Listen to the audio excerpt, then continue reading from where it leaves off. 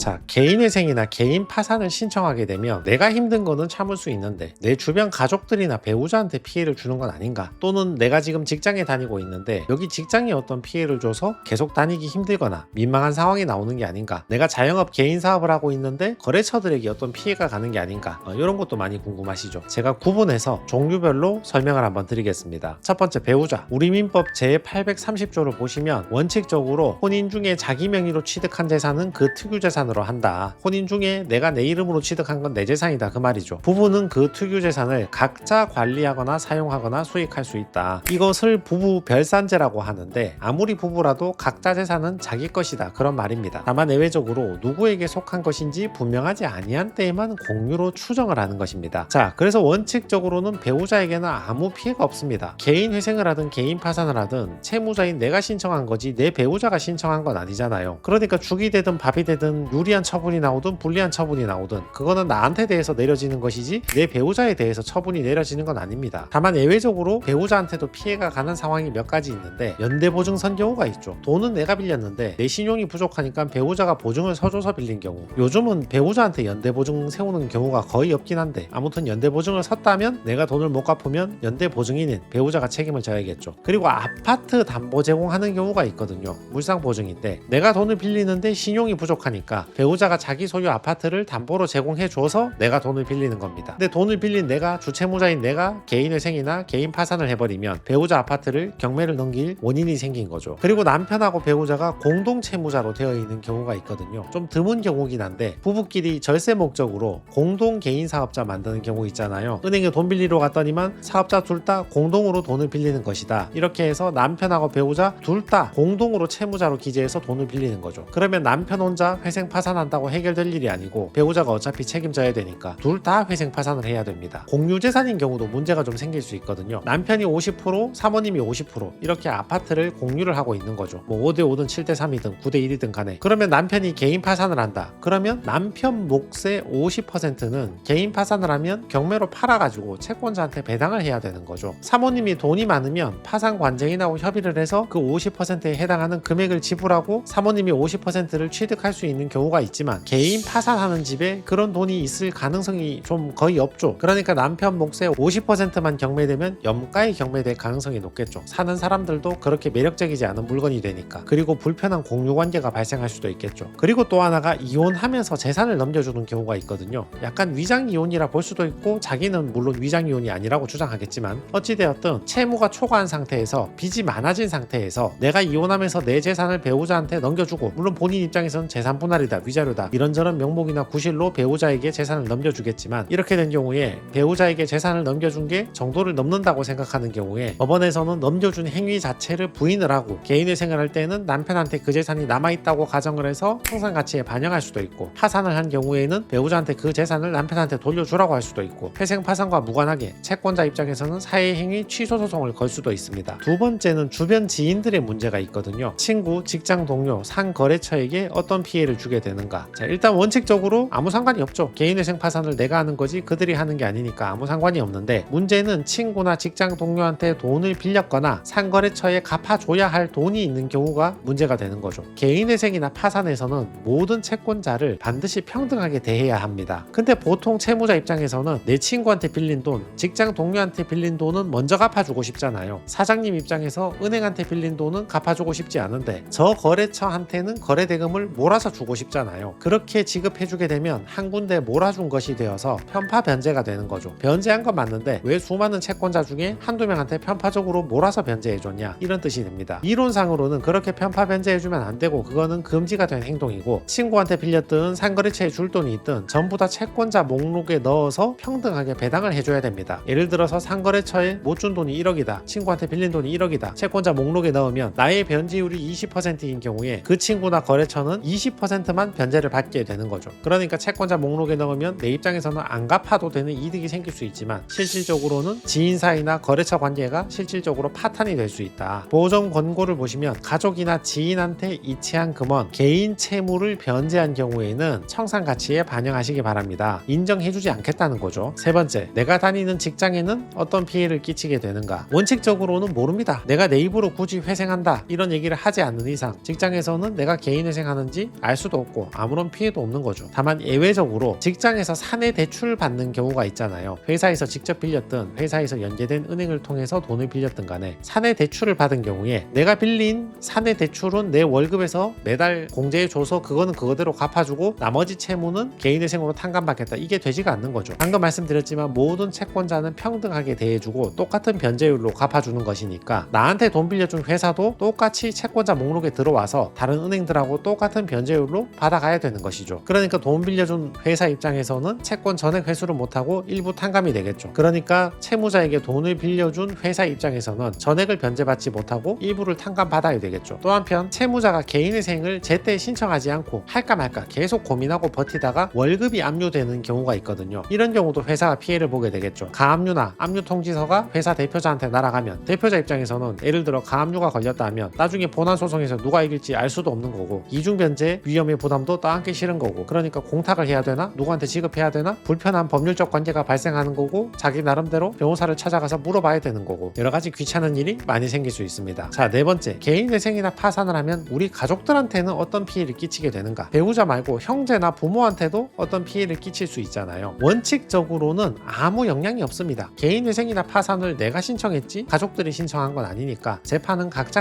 하는 거니까 개인회생 파산을 성공하든 하다가 하기 싫어서 취소를 하든 그거는 채무자 혼자서 영향을 받는 것이지 가족하고는 아무 상관이 없습니다. 다만 부모님을 부양가족에 집어넣을 때 있잖아요. 그런 경우에는 부모님과 형제들의 서류가 필요할 수 있거든요. 법원 입장에서는 채무자가 부모님을 부양해야 되니까 생계비를 깎아달라고 주장을 했잖아요. 그럼 부모님이 당연히 재산이 없고 소득이 없는지 확인을 하겠죠. 재산이 많고 부모님이 주택을 소유하고 있다거나 소득이 있으면 스스로 부양 능력이 있는데 지금 돈 못 갚는 채무자보다 부모 스스로가 더 변제 능력이 있는 사람인데 그걸 부양가족에 넣어줄 리가 없잖아요. 그리고 채무자가 소득도 없고 재산도 없는 부모님을 부양가족에 넣었을 때 법원 입장에서는 아니 그럼 형제가 모시면 되지 꼭 채무자가 모셔야 되느냐 이런 얘기도 하기 때문에 형제들도 소득이 없고 재산이 없다는 것을 어느 정도 소명을 해줘야 됩니다. 특히 이거 자주 있는 일인데 예전부터 이미 가족 관계가 파탄이 난 분들 있죠. 이런 분들 같은 경우는 부모님이나 형제한테 연락해서 서류 협조 구하고 이런 게 굉장히 불편할 수 있겠죠. 매우 안타깝게 생각하지만 이것은 냉정히 말해서 남 탓을 할 사유가 안 됩니다. 가족 간에 설명하기 힘든 건 알겠지만 그렇지만 뭐 가족 간에 돈 주고 받은 게 있다거나 명의를 받았다가 돌려줬다거나 또는 부양가족을 주장한다거나 이런 경우에는 가족 서류도 제출을 해야 되거든요. 본인 이득을 위해 주장하는 거잖아요. 그리고 자기 가족사는 자기가 알아서 처리를 해야지 그걸 가지고 법원 직원이나 사무실 직원을 탓할 수는 없는 거잖아요. 그리고 이런 불편한 상황이 초래된 가장 근본적인 원인은 본인이 돈을 빌려서 못 갚은 것이니까 이거는 채무자 스스로가 어느 정도 감수를 하고 주변 가족들한테 서류 협조를 구해야겠죠. 자, 정리 한번 해봅시다. 개인 회생이나 파산을 했을 때 내 주변에는 어떤 피해를 끼치게 되는가? 배우자에게는 원칙적으로 아무 피해를 주지 않지만 배우자가 보증을 서줬다거나 자기 아파트를 나를 위해서 담보를 제공해준 경우에는 피해를 줄 수 있다. 직장 동료나 거래처에는 어떤 피해를 주게 되는가? 원칙적으로 아무 피해를 주지 않지만 그 사람에게 내가 편파 변제한다. 몰아서 변제해주면 그 행위가 나중에 문제가 될 수 있다. 직장에도 원칙적으로 아무런 영향을 주지 않지만 사내 대출을 받은 경우에는 그 회사에서 빌린 돈도 탕감 대상이 되니까 피해를 줄 수 있다. 가족 간에도 원칙적으로 아무런 피해를 주지 않지만 가족 간에 돈 주고 받은 게 많다거나 재산을 받았다 돌려줬다거나 부모님을 부양가족으로 주장하는 경우에는 가족들 관련 서류를 제출해야 될 수 있다.